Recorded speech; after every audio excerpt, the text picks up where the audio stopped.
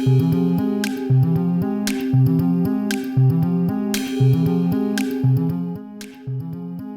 everyone, Adrian, Global Leadership Platform, and this is our Global Leadership Conversation 1, doing it all over the world about the global leadership crisis. And I'm speaking to Andre van Heerden, who's the director of the Power of Integrity Limited, all the way from Auckland, New Zealand. And in fact, I was speaking to someone in Auckland last night as well, so we're a bit stuck there in Auckland. I don't know if it's a Rugby World Cup thing. Seems like we're heading for a New Zealand/South Africa final. So we've been predicting that for 6 months. It's going to be very exciting. So, Andre, welcome. It's good to have you with us. Pleasure to be here. My privilege. Andre, just define for us the first question, how you would describe the global leadership crisis. It's a strong word. It's a strong assumption. By now, with all the interviews I've had, there's general consensus that there's some form of crisis. If you agree, how would you describe it from where you sit? Yeah. When you talk about the global leadership crisis, something I've been writing about for 20 years. I've written a couple of books, and the problem starts with the reluctance of academics and people in our industry to define leadership. So here we are, you're asking me what's the global leadership crisis, I'm asking what's leadership? Now, I'm not going to get into the argument because I know there are a lot of academics and people in our industry who say, oh, there's lots of definitions, and different people think it's this and that, and they have different emphases. But that's nonsense.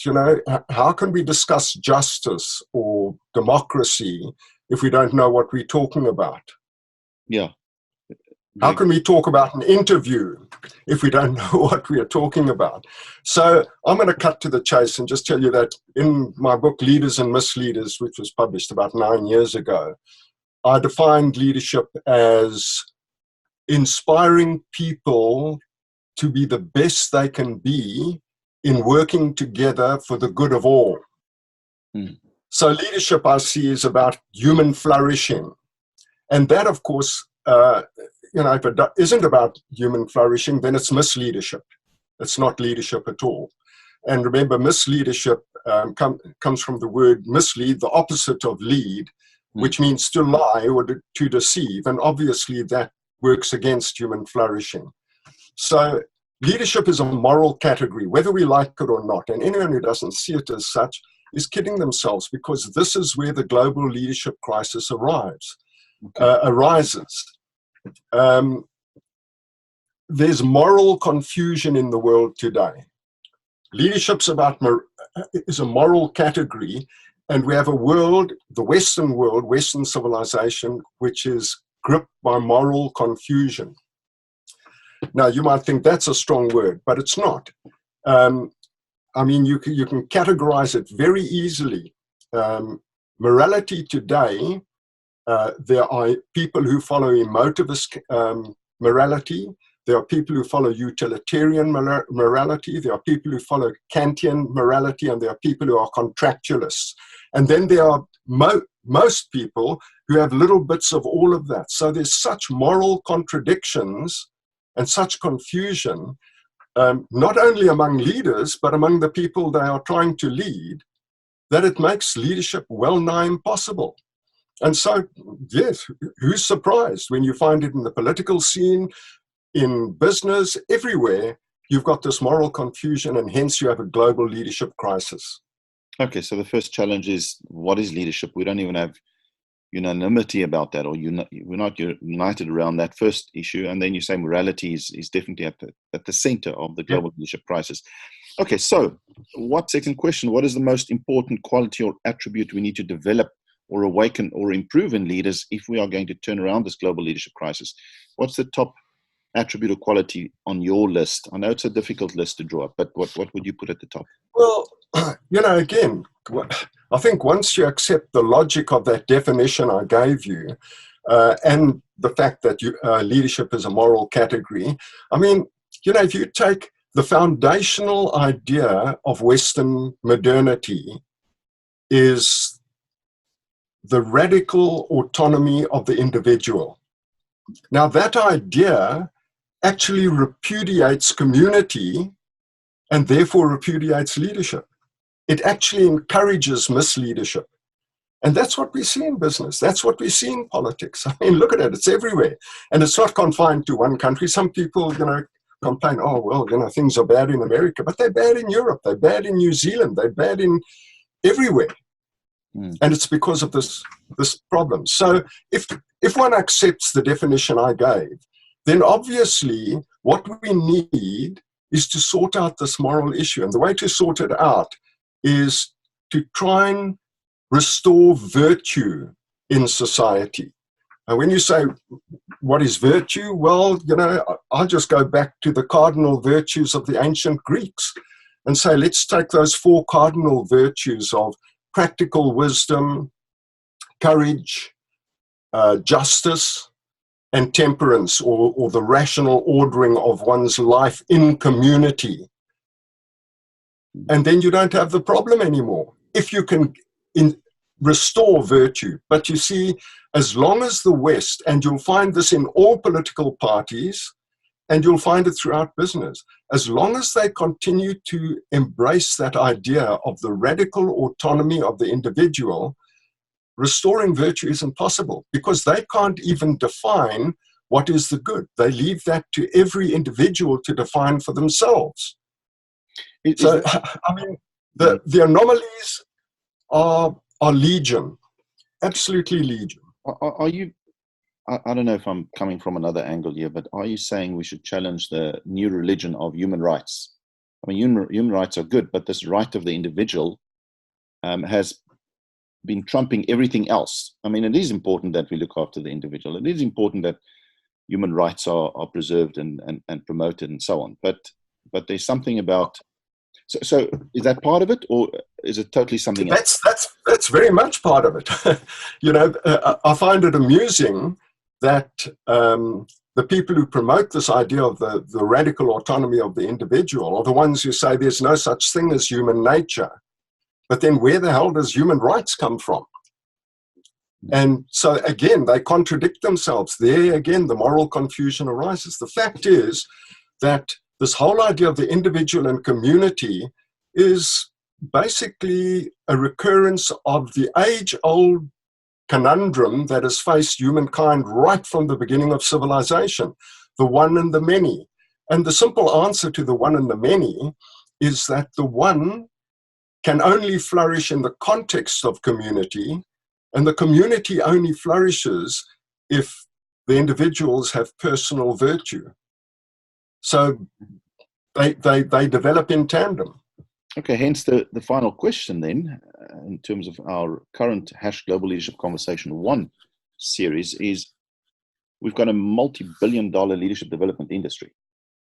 You're putting at the top of the list, restore virtue in society, or virtue in leaders, shall we say, for now.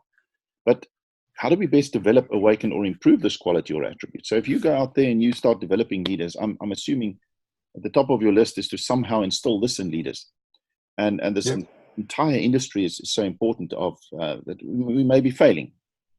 If we say we if we say we have a leadership crisis and there's a multi-billion-dollar leadership development industry all over the world, then we must be failing. So collectively speaking, of course, there might be pockets of excellence. We know there are. So how do you restore that virtue in a leader when you coach, train them? What are some key points? Well, my starting point is always to get people to examine their worldview. In other words, the framework, their understanding of the meaning of life, which is the framework for all their thinking, whether it's on politics or education or healthcare or whatever. That worldview, once they examine it, you can point out the contradictions within it and then help them understand the basic elements that must be there in order to promote human flourishing. And I'm talking about any culture at all. People say that we're all so different in terms of culture, but which human being in any culture doesn't need freedom? Which human being in any culture doesn't need gainful employment? Which human being in any culture doesn't need healthy relationships and community? And it goes on and on. There are so many commonalities, and you can talk about human nature. But the joke is, when they came up with the whole concept of human rights in 1948, when the United Nations started, and they wanted the Declaration of Human Rights, the French philosopher Jacques Maritain, he was on the committee that actually drew this all up. And he confided afterwards, he said, yes, we all know it's a lovely idea, but don't ask us why. Because they didn't have any philosophically sound answers to the whole nature of human rights. If you want human rights, you can't have it unless you teach virtue. And so, as I say, it goes back to your worldview. And I'm not asking everyone to come to my worldview, far from it. I have worked with people from over 40 different cultures, and all of them basically agree with the virtues that we put forward and the things that all human beings need. They all agree. The people who disagree are the academics. So that's the first thing. Second, I'd get them to understand the difference between emotions and attitudes, and then get them to audit their attitudes, because it's in their attitudes that you'll discover whether they're living virtuously or viciously, if you like. And then third, I get them to recognize that the big mistake that we've made, I hate the term leadership training. You train monkeys, you don't train human beings. You can train them for certain skills, like skills training. That's fine. But you can't train them for something like leadership. You have to educate for leadership. And so you get everyone to drive their own education, because the schools aren't doing it, the universities aren't doing it, tertiary institutions generally aren't doing it. They are focused on training skills instead of educating minds. And that's where we've gone wrong. So people can't challenge the politicians because they've never learned about the French Revolution, for example. They have no idea what Dostoevsky's Brothers Karamazov is about. They never read Shakespeare.